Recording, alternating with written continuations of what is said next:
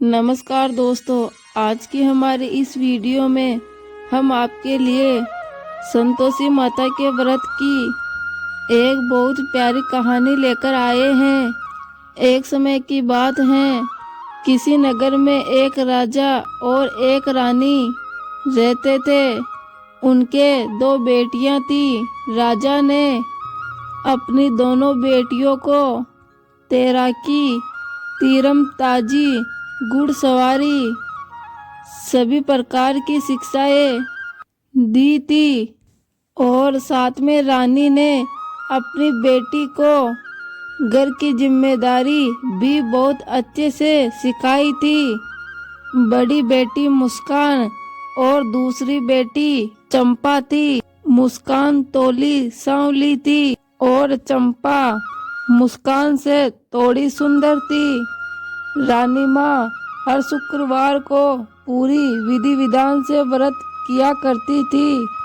उनके महल में एक दाई माँ रहती थी जो अपनी भतीजी से राजा की शादी करवाना चाहती थी, लेकिन राजा ने अपनी पसंद की राजकुमारी से शादी की थी। इसलिए वो दाई माँ रानी माँ से चिढ़ती थी। इसलिए वो हर समय सभी के पास रानी माँ के प्रति कान भरती रहती थी।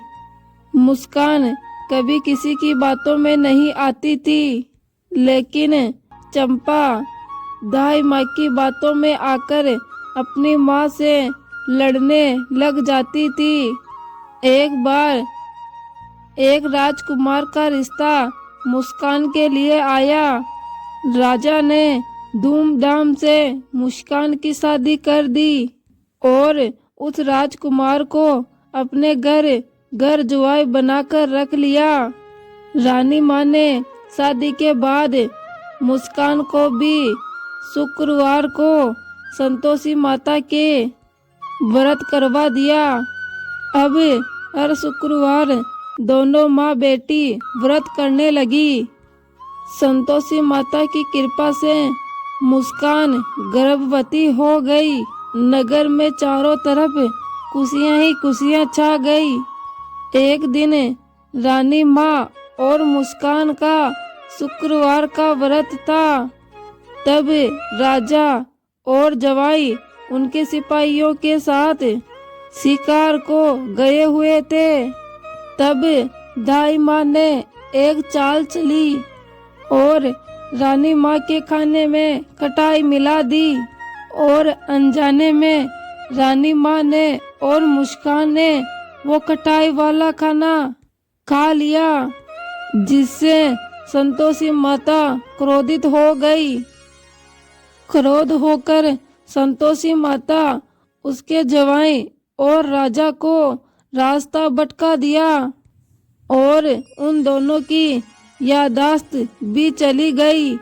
वो दोनों सिपाहियों से अलग हो गए और इधर उधर जंगल में भटकने लगे। भूख प्यास से व्याकुल होकर वो दोनों बेहोश हो गए। उसी समय वहां से कुछ साधु गुजर रहे थे। उन दोनों को बेहोश देख वो उन दोनों को अपने साथ अपने आश्रम में ले आए। सिपाहियों ने उन दोनों को खूब ढूंढा, पर वो दोनों कहीं नहीं मिले। तब वो सिपाही वापस महल आए और रानी माँ को सारी बात बताई। चंपा को जब ये पता चला तो वो बहुत रोई, लेकिन रानी माँ ने अपनी जिम्मेदारी संभालते हुए चारों दिशाओं में सभी सिपाहियों को राजा जी और जवाई को ढूंढने के लिए भेजा। कई दिनों बाद सभी खाली हाथ वापस लौट आए। तब रानी माँ ने बड़ी बेटी मुस्कान को अपना राज्य भार सौंप दिया। अपनी बेटी को राज गद्दी पर बिठाया। अगले शुक्रवार रानी माँ और मुस्कान ने फिर से संतोषी माता का व्रत रखा। फिर दाई माँ ने चाल चली और उनके खाने में खटाई मिलाने लगी, लेकिन तभी रानी माँ ने उसे ऐसा करते देख लिया और उससे पकड़ लिया। पूछने पर दाई माँ ने सारी बात बता दी कि उसने पहले भी खाने में खटाई मिलाई है। तब रानी माँ ने उसे काली कोठरी में डलवा दिया।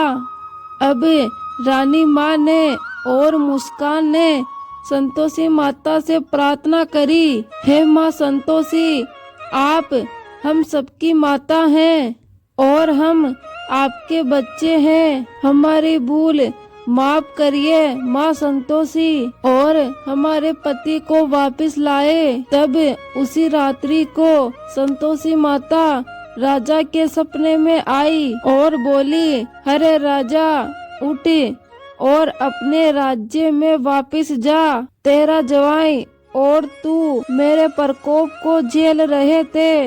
अब तू अपने राज्य जा और मेरा एक मंदिर बनवा। दूसरे दिन राजा और उसका जवाई सभी संतों का शुक्रिया करते हैं और उन्हें प्रणाम कर अपने राज्य की तरफ लौट जाते हैं और पूरे राज्य को अपनी संतोषी माता की कृपा बताते हुए संतोषी माता का एक भव्य मंदिर बनवाया। रानी माँ ने मुस्कान के साथ धूमधाम से संतोषी माता के व्रत का उद्यापन किया। मुस्कान को एक बहुत सुंदर पुत्र प्राप्त हुआ और महल में वापस खुशियां ही खुशियां छा गई। हे संतोषी माता, जैसे आपने रानी माँ और मुस्कान पर अपनी कृपा करी, वैसे ही इस संसार पे सब पर करना। प्यारे दोस्तों, आपको ये कहानी अच्छी लगी हो तो कमेंट बॉक्स में संतोषी माता की जय जरूर लिखे। धन्यवाद।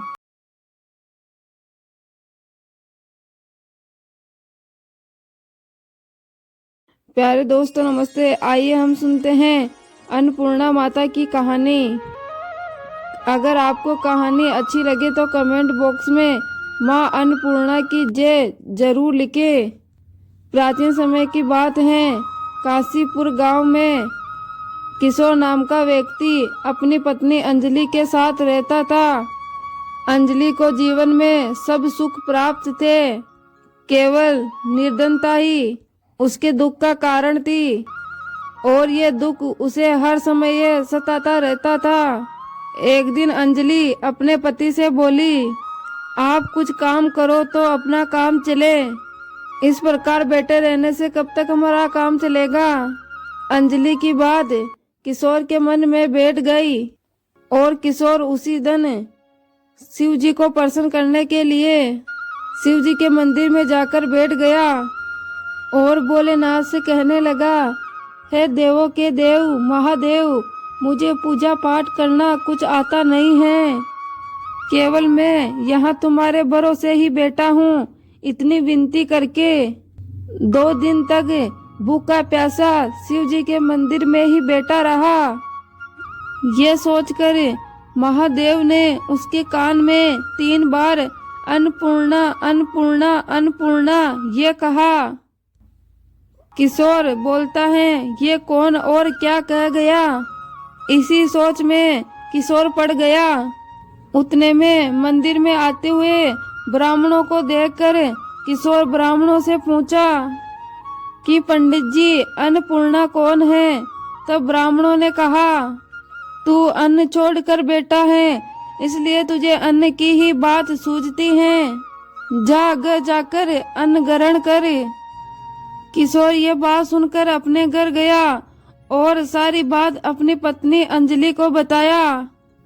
अंजलि बोली, चिंता मत करो, स्वयं भगवान शिव ने यह मंत्र आपको दिया है और वे स्वयं ही इसका खुलासा करेंगे। आप फिर से जाकर उनकी आराधना करिए। अपनी पत्नी की बात सुनकर किशोर फिर पूजा में बैठ जाता है और उसी रात्रि में भगवान शिव ने आज्ञा दी कि तू पूर्व दिशा में चला जा। किशोर अन्नपूर्णा का नाम जपता जाता और रास्ते में फल खाता जाता और साथ ही झरनों का पानी पीता जाता। इसी प्रकार किशोर कितने ही दिनों चलता गया। एक जंगल में वहां उसे चांदी से चमकती वन की शोभा देखने में आई। सुंदर सरोवर दिखा और सरोवर के किनारे ही कितनी सुंदर अप्सराएं झुंड बनाए बैठी हुई थी और सभी एक कताएं कहती थी और साथ में माँ अन्नपूर्णा का नाम की जय जयकार भी कहती थी। यह अज्ञान मास की उजेली रात्रि थी और आज से ही व्रत का आरंभ था। जिस शब्द की खोज वो करने निकला था उसे वो शब्द वहां मिला। किशोर ने उन अप्सराओं के पास जाकर पूछा, हे देवियों, आप ये क्या करती हो? उन सभी अप्सराओं ने कहा, हम सब माँ अन्नपूर्णा का व्रत करते हैं। किशोर बोला, व्रत करने से क्या होता है और इसे किया भी है और इसे कब किया जाता है और ये कैसा व्रत है और ये कैसी विधि है, मुझे भी बताओ।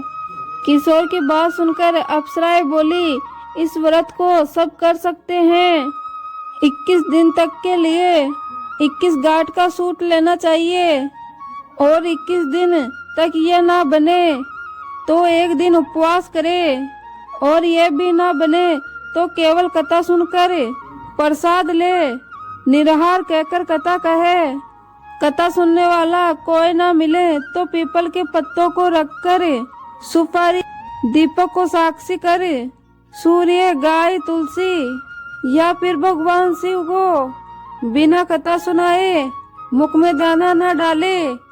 यदि कोई भूल से दाना पड़ जाए तो एक दिन उपवास करे और व्रत के दिन क्रोध ना करे और साथ में झूठ ना बोले। ये बात सुनकर किशोर बोला, इस व्रत के करने से क्या होगा? यह बात सुनकर अप्सराएं बोली, इस व्रत के करने से अंधों को आंखें मिलती हैं, लूलों को हाथ मिले, निर्धन के धन धन आए, बांझ को संतान मिले और मूर्ख को विद्या मिले। जो व्यक्ति जिस कामना से व्रत करता है माँ उसकी वो मनोकामना पूरी करती है। ये बात सुनकर किशोर ने कहा, बहनों, मेरे भी घर धन नहीं है, मेरे घर तो कुछ ही नहीं है, मैं तो दुखी एक ब्राह्मण हूँ और आप मुझे अब इस व्रत का सूत दोगी।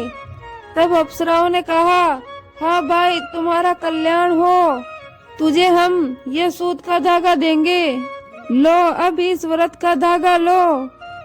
किशोर ने व्रत किया। किशोर का व्रत पूरा हुआ। तभी सरोवर में से 21 खंड की हीरा मोती जड़ी हुई सीढ़ी प्रकट हुई। किशोर अन्नपूर्णा अन्नपूर्णा कहता जाता था। इसी प्रकार वो कितनी ही सीढ़ियां उतर गया तो क्या देखता है कि करोड़ों सूर्य प्रकाशमान माँ अन्नपूर्णा का मंदिर है और उनके सामने माँ अन्नपूर्णा विराजमान है और सामने भिक्षा हेतु भगवान शंकर खड़े हैं। देवांगना है, चंवर डुलाती है और कितने ही हथियार बांधे पहरा देते हैं। किशोर दौड़कर माँ अन्नपूर्णा के पैरों में गिर गया। माँ उसके मन की बात जान गई। किशोर कहने लगा, माता, आप तो अंतर्यामी हो, मैं आपको अपनी दिशा क्या बताऊं? माँ बोली, तूने मेरा व्रत किया है, जा, संसार तेरा सत्कार करेगा। किशोर की जीवा पर मंत्र लिख दिया। अब तो किशोर के रोम रोम में विद्या प्रकट हो गई और उतने में ही वो देखता है कि काशीपुर में शिव जी के मंदिर में खड़ा है। माँ अन्नपूर्णा का वरदान लेकर किशोर घर आया और अपनी पत्नी अंजलि से सब कुछ बात कही। माँ अन्नपूर्णा की कृपा से उसके घर में धन संपत्ति बढ़ने लगी। छोटा सा घर मेलों में परिवर्तित हो गया। जैसे शहद के छत्ते में अनेक मक्खियाँ आती हैं, वैसे ही उसके घर समृद्धि और परिवार वाले आने लगे और सभी आकर कहने लगे, इतना धन और इतनी संपत्ति और साथ में संतान नहीं तो इस धन को कौन खाएगा। किशोर से कहते, अंजलि के कोई संतान नहीं है, इसलिए तुम कोई दूसरा विवाह कर लो। अनिच्छा होते हुए भी किशोर को दूसरा विवाह करना पड़ा और सती अंजलि को सौतन का दुख उठाना पड़ा। इसी प्रकार दिन बीतते गए। फिर अगेन मास आया। नए बंधन से बंधे पति से अंजलि ने कहलाया कि हम इसी व्रत से इतने अमीर बने हैं तो हमें इस व्रत को तोड़ना नहीं चाहिए। ये माँ अन्नपूर्णा का आशीर्वाद है। किशोर अपनी पत्नी अंजलि की बात सुनकर व्रत पर बैठ गया। नहीं, बहू को इस व्रत की खबर नहीं थी। वो किशोर के आने की राह देख रही थी। दिन बीतते गए और व्रत पूरे होने में 3 दिन बाकी थे। नहीं, बहू को खबर पड़ी और उसके मन में ईर्ष्या की ज्वाला उत्पन्न हो गई। अंजलि के घर आ पहुंची और वहां उसने भगदड़ मचा दी और वो किशोर को अपने साथ ले गई। थोड़ी देर किशोर को निंदा ने आ दबाया और उसी समय नई बहू ने व्रत का सूत तोड़कर आग में फेंक दिया और अब तो माँ अन्नपूर्णा का क्रोध जाग गया। अचानक घर में आग लग गई, सब कुछ जलकर खाक हो गया। अंजलि जान गई और फिर वो अपने पति किशोर को अपने घर ले आई और नई दुल्हन अपने पिता के घर जा बैठी। पति को परमेश्वर मानने वाली अंजलि बोली, आप टेंशन ना लो, माताजी की कृपा बहुत है। पुत्र को पुत्र हो जाता है लेकिन माता को माता नहीं होती। और अब आप श्रद्धा और सच्चे मन से माँ अन्नपूर्णा की आराधना शुरू करो, वो जरूर हमारा कल्याण करेगी। किशोर फिर माता के पीछे पड़ गया। वो ही सरोवर सीढ़ियां प्रकट हुई, उनमें माँ अन्नपूर्णा कहकर वो उतर गया। वहां जाकर वो माताजी के चरणों में रुदन करने लगा। माता प्रसन्न होकर बोली, ये मेरी स्वर्ण की मूर्ति ले, इसकी पूजा करना, तू फिर सुखी हो जाएगा। जा, तुझे मेरा आशीर्वाद है। तेरी स्त्री अंजलि ने श्रद्धा से मेरा व्रत किया है, तेरी को मैंने पुत्र दिया है। इतनी बात सुनकर किशोर ने अपनी आंखें खोली तो खुद को काशीपुर में विश्वनाथ के मंदिर में पाया। वहां से फिर उसी प्रकार घर आया और इसी तरह 9 महीने पूरे होते ही अंजलि के पुत्र रतन की प्राप्ति हुई। सारे गांव में खुशियां की लहर लौट आई और इसी प्रकार किशोर ने माता अन्नपूर्णा का बड़ा मंदिर बनवाया और किशोर अपने बेटे और अपनी पत्नी के साथ अब सुखपूर्वक जीवन बिताने लगा।